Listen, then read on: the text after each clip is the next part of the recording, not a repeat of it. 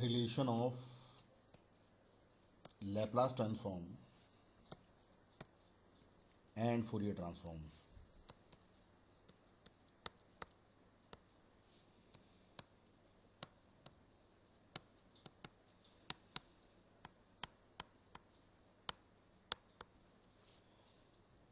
Continuous time signal xt and its Fourier transform is x omega, where x omega is given by integration of xt e to the power minus j omega t from minus infinity to plus infinity. Now the Fourier transform of xt is possible only if this xt is bounded signal and absolute integrable.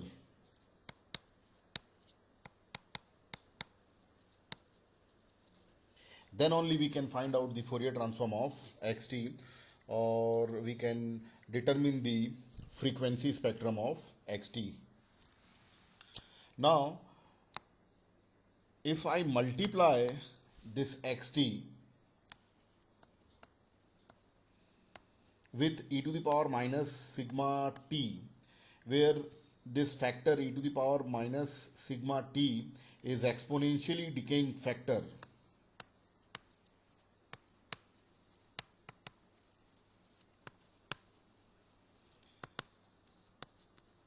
this is exponentially decaying factor which will make the signal xt to the power minus sigma t bounded and absolute integrable. Then we can find out the Fourier transform of xt into e to the power minus sigma t. So the Fourier transform of xt e to the power minus sigma t, see, this e to the power minus sigma t will make the signal xt to the power minus sigma t bounded and absolute integrable for certain range of sigma that we will see later on.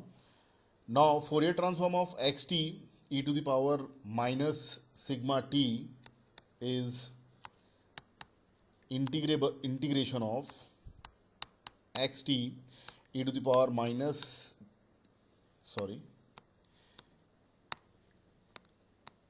e to the power minus sigma t e to the power minus j omega t dt.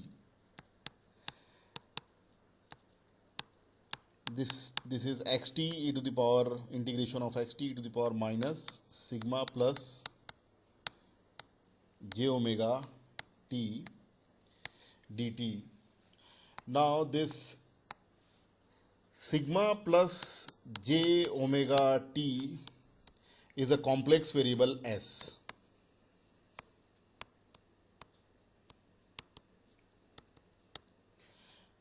So the integration or Fourier transform of xt e to the power minus sigma t is integration of xt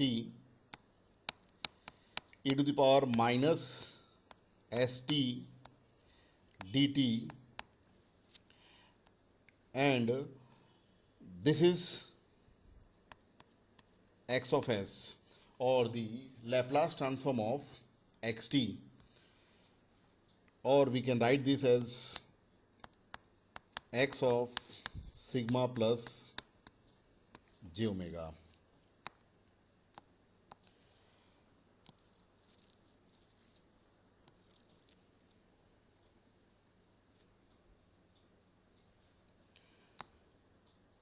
Now let's see one example of this.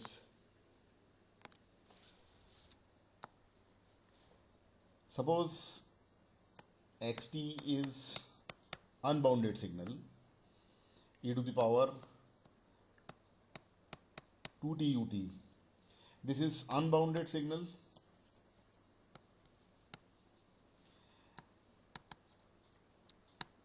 and its Fourier transform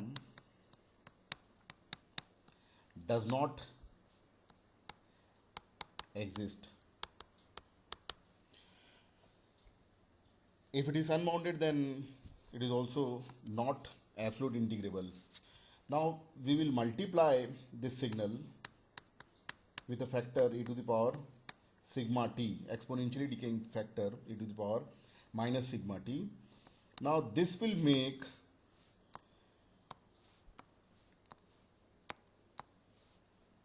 the unbounded signal bounded for certain range of sigma. Let's find that range. This will make signal bounded and absolute integrable for certain range of sigma. Now what is that range? For that we will integrate the absolute value of xt to the power minus sigma t from minus infinity to plus infinity. Now because of ut, lower limit is 0, upper limit is infinite. This is e to the power 2t e to the power sigma t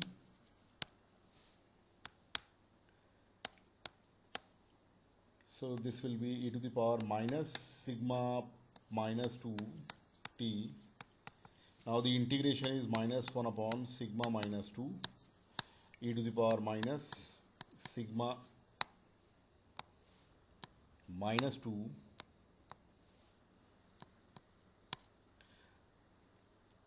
t, lower limit 0, upper limit is infinite. Now after substituting the limits, the integration is now minus 1 upon sigma minus 2 into e to the power minus sigma minus 2 infinite, and e to the power 0 is 1. Now if the first term of integration becomes 0, then only the signal xt e to the power minus sigma t becomes absolute integrable signal. And to make this first term of integration 0, this sigma minus 2 should be positive. So overall the term becomes e to the power minus infinity, and e to the power minus infinity is 0. And to make the sigma minus 2 should be positive, so sigma minus 2 should be greater than 0. So for sigma greater than 2,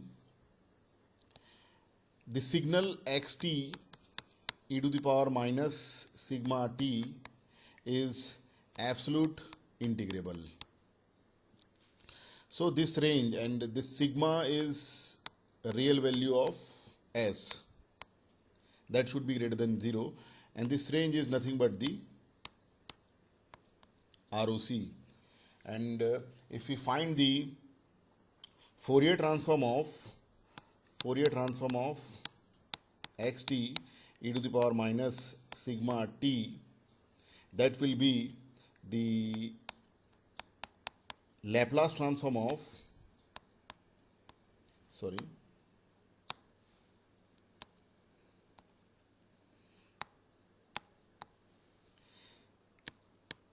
Fourier transform of e to the power 2t e to the power minus sigma t ut.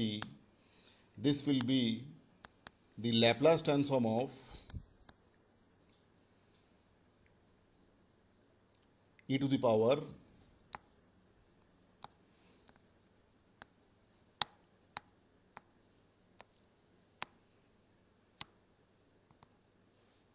this will be the Laplace transform of e to the power 2t ut.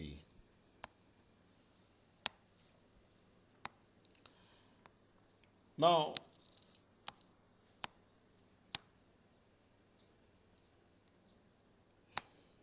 for each and every unbounded signal, we cannot find the Laplace transform, or we cannot find the factor e to the power minus sigma t that will make that the new signal bounded and absolute integrable. For example, xt is e to the power 2t for all time. Means signal is something like this, e to the power 2t for all time. Now if I multiply this signal with the factor e to the power minus sigma t, then signal becomes e to the power 2t e to the power minus sigma t.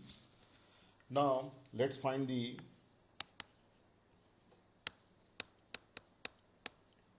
integration of absolute value of xt e to the power minus sigma t from minus infinity to plus infinity.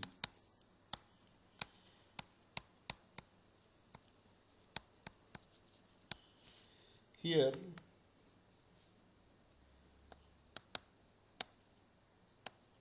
this is sigma minus 2 e to the power minus sigma minus 2 t.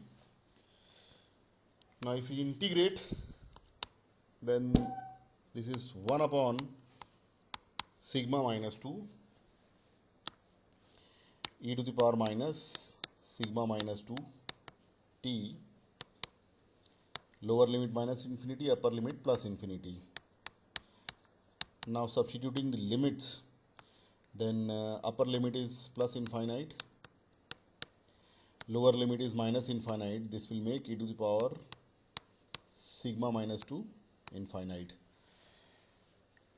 Now the given signal e to the power 2t into e to the power minus sigma t is absolute integrable when both of these terms are 0. So to make the two terms 0, in the first term this sigma minus 2 should be positive. That will make the overall term e to the power minus infinity. So sigma should be greater than 2. And in the second term, sigma minus 2 should be less than 0 or negative, or sigma should be less than 2. This will make the term e to the power minus sigma minus 2 infinity e to the power minus infinity, and that will be 0. So to make the two terms 0, we are getting different values of sigma, or range of sigma is different every time. First time sigma should be greater than 0, and the second time sigma should be less than 0.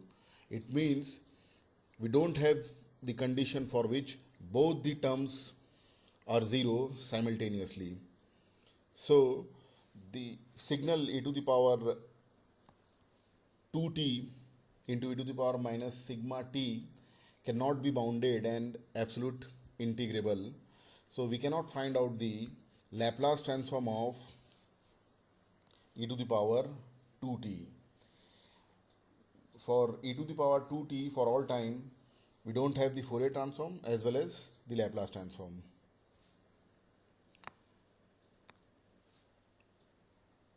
Now let's see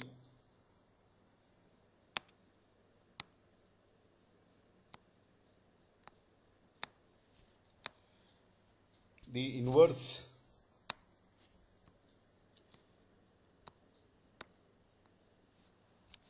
Fourier transform. Fourier transform of xt e to the power minus sigma t is Laplace transform of xt, that is xs, or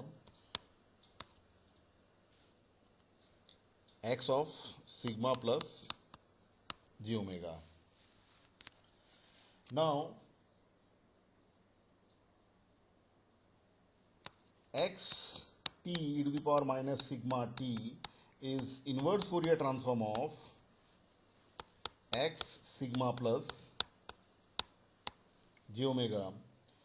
So xt e to the power minus sigma t is 1 upon 2 pi integration of x of sigma plus j omega e to the power j omega t d omega. This is the formula for inverse Fourier transform. Now we will substitute sigma plus j omega by s. So this j omega is s minus sigma and j d omega is ds or d omega is ds by j. If omega is minus infinite, then s is sigma minus j infinity, and if omega is plus infinite, then s is sigma plus j infinite.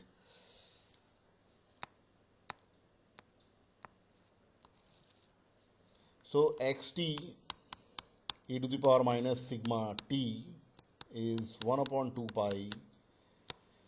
Lower limit of integration is sigma minus j infinity. Upper limit is sigma plus j infinity.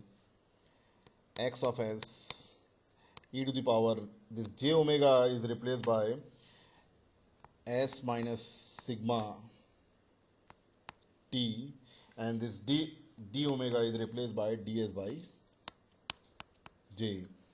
So xt e to the power minus sigma t is 1 upon 2 pi j, and e to the power minus sigma t is independent of s, so this will come out.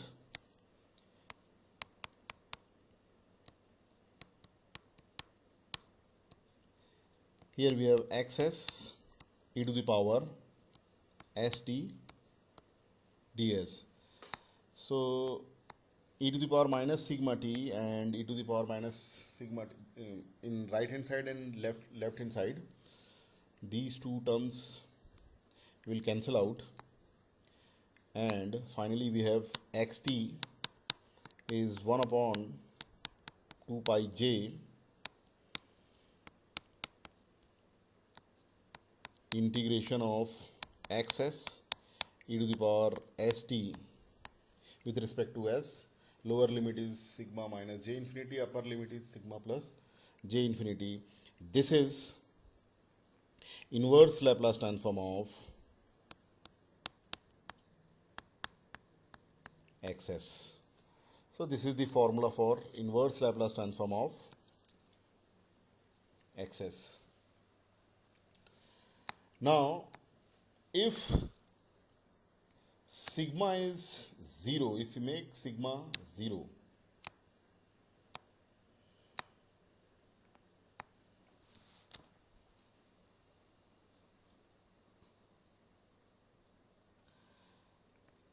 xs is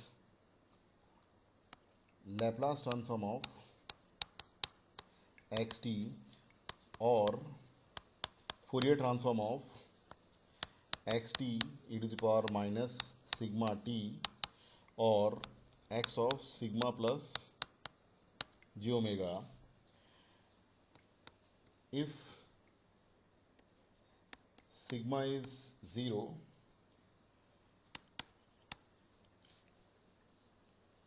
then xs or Laplace transform of xt is Fourier transform of xt e to the power minus 0 t, and here we have x of j omega. So xs, which is Laplace transform of xt, that will be the Fourier transform of xt or x of j omega, or we can simply write x omega. So when sigma is 0, Laplace transform of xt is same as Fourier transform of xt. So this is the relation of Laplace transform and Fourier transform.